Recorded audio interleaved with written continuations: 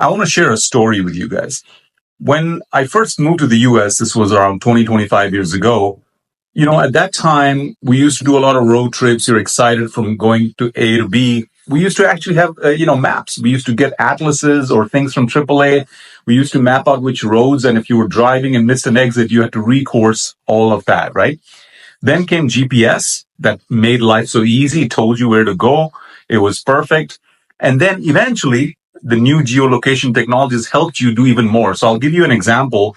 This one time I took a road trip from Nashville to Chattanooga, a couple of hours. I started the GPS. I was so excited. I said, I'm going there for another meeting. I'll be there on time.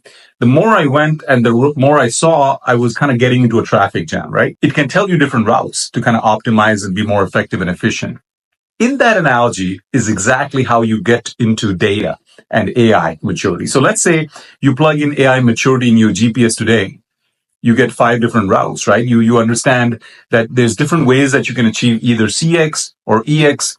It'll show you some data. Roads might be under construction. So things like maybe data silos that exist in the company, right? So avoid those. Sometimes it'll tell you that there's old maps here that have not been updated. So that's more like metadata and master data. It could also tell you that in some roads, there's way more construction and potholes, data quality, things that will not let you ride there smoothly. So I want to build this analogy to start getting into 3 things, really, 3 things that are very important in data management. The first is understanding how do you organize this data. That's the first.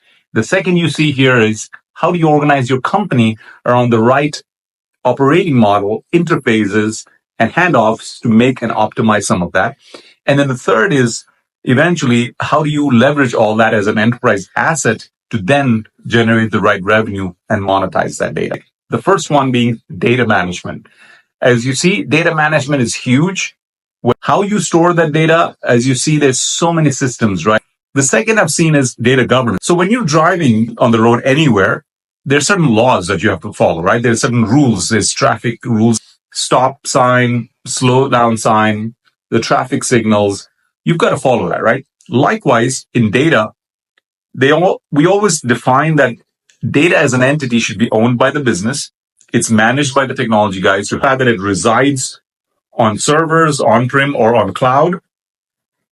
We are custodians on the technology side, but we here on the business side are the owners, right? So how do you define the data? Who has to be owning it? Where is the definition going to be? How does it change over time?